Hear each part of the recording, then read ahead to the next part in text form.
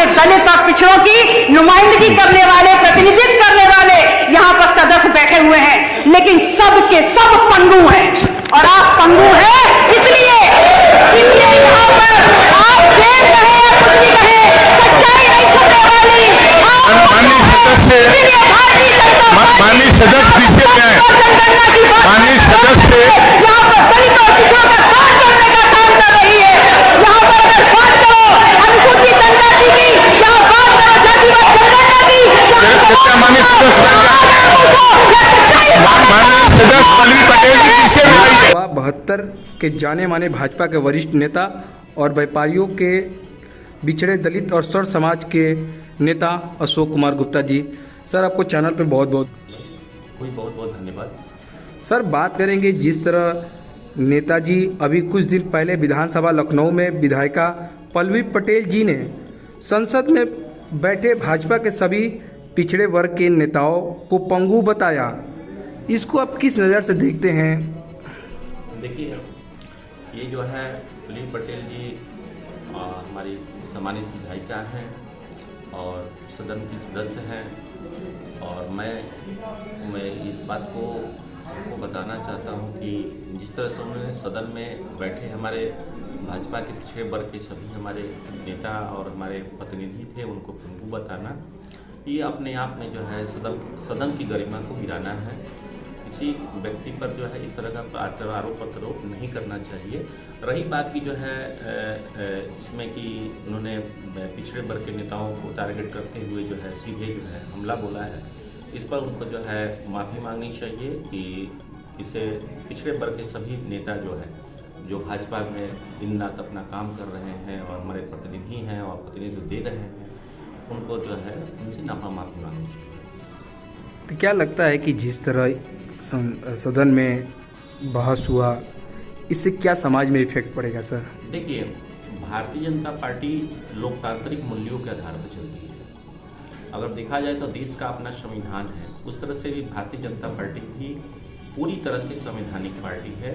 आज भारतीय जनता पार्टी में नरेंद्र मोदी जी की अगुवाई में, हमारे जेपी नड्डा जी की अगुवाई में, हमारे राष्ट्रीय अध्यक्ष जी, प्रदेश अध्यक्ष जी जितने हैं, ये पार्टी आजकल केवल हमारे इसमें जो लोकतंत्र की जो परिभाषा है वो बिल्कुल है, एक छोटा कार्यकर्ता भी इसमें पूरी तरह से मुख्यमंत्री बनाए गए हैं और उनका जो है मान आदर होता है। और ये हमेशा भारतीय जनता पार्टी, हमारे मोदी जी पिछड़े दलितों और सर समाज, गरीबों, वंचितों को जो है पक्षधर रहे हैं और उनके विकास और उनके लिए अवसर है। बात की जाए सर, अब आगामी अभी 2024 चुनाव भी है लोकसभा, और कहीं ना कहीं प्रत्याशी भाजपा का हुआ या सपा का हुआ, सपा भी अपनी सूची तैयार करने में लगी है, दावेदारी में सारे लोग हैं। और भाजपा से बात की जाए, कहीं ना कहीं आपके भी शहर में चर्चाएं फैल रही है कि आप भी 72 लोकसभा क्षेत्र से चुनाव लड़ सकते हैं, तो इस पर क्या राय रहेगी मीडिया में सर? देखिए माननीय मित्र, आपको बता दूं मैं कि मैंने अभी 3 दिन पहले जो है माननीय प्रदेश अध्यक्ष जी प्रेम सिंह चौधरी जी के यहाँ और हमारे संगठन के प्रदेश मंत्री जो है हमारे धर्मपाल सिंह जी है, उनसे मैंने जो है सस्नेह मुलाकात किया और यहाँ से मुझे अपने को दावेदारी करने के लिए, अपने प्रत्याशी बनाने के लिए निवेदन किया। उन्होंने सहज से स्वीकार भी किया है और उन्होंने बताया है कि केंद्रीय नेतृत्व और शीर्ष नेतृत्व जो है बिल्कुल ही इस पर आप विचार करेगा। रही बात की जो है जिस तरह से पल्लवी पटेल जी ने कहा ना सदन में कि भाजपा के जितने भी ओबीसी वर्ग के नेता हैं वो पंगु हैं, तो मैं ये बता देता हूँ कि अगर शीर्ष नेतृत्व हमारे शीर्ष नेतृत्व जो है राष्ट्रीय अध्यक्ष द्वारा और प्रदेश अध्यक्ष जी द्वारा जो है मुझे अगर यहाँ से उम्मीदवार बनाया गया तो गरीबों, दलितों, पिछड़ों और सर्व समाज, वंचित समाज का आशीर्वाद मुझे पूरी तरह से प्राप्त है और यहाँ से मैं भारतीय जनता पार्टी का उम्मीदवार बनने पर अगर मैं बनाया गया, शीर्ष नेतृत्व द्वारा जो है मुझे निर्देश दिया गया, तो इंडियन आइल्स का यहाँ पर धज्जी उड़ा कर रख दूंगा। इतनी प्रचंड जीत होगी जो कि आज़ादी से अब तक कभी नहीं हुई होगी। उतने नंबरों से जो है यहाँ पर जो है उतनी वोटों से जो है भारी अंतरों से यहाँ पर जो है भाजपा जीतेगी की इतिहास याद रखेगा। यदि भारतीय जनता पार्टी बलिया 72 लोकसभा क्षेत्र से यदि आपको प्रत्याशी बनाती है तो आपका पहला प्राथमिकता क्या रहेगा सर? देखिए, बलिया जो है अगर देखा जाए तो अपरिहार्य परिस्थितियों के कारण चाहे पिछली सरकारें जो भी पिछली सरकारें रही हैं वहाँ पर बलिया एक टापू है, अंडोबान और निकोबार बन चुका है। अगर बगल के ज़िला को देखेंगे आजमगढ़ को, मऊ को और गाजीपुर को, तो वहाँ पर कनेक्टिविटी इतनी अच्छी हो चुकी है कि अब वहाँ के नागरिक जो है हमसे बहुत आगे चले गए।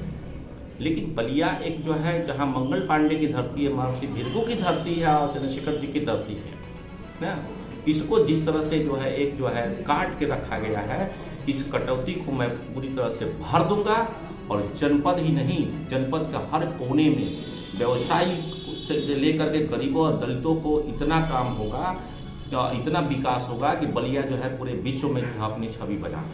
लेकिन सर ये कुछ लोगों का कहना है कि नेता केवल आते हैं, भरोसा देते हैं, वादे करते हैं, लेकिन जीत जाने के बाद कोई कार्य नहीं करते हैं। साथ ही जिस तरफ बलिया में स्वास्थ्य व्यवस्था को आप देख सकते हैं, भारतीय जनता पार्टी की सरकार है और बलिया की स्वास्थ्य व्यवस्था चरमराई हुई है सर। स्वास्थ्य व्यवस्थाओं के बारे में जो है बलिया जो है कनेक्टिविटी के आधार पर अगर देखा जाए तो कनेक्टिविटी के आधार पर जो है मऊ और अन्य जगहों पर जो है लोग चले जा रहे हैं।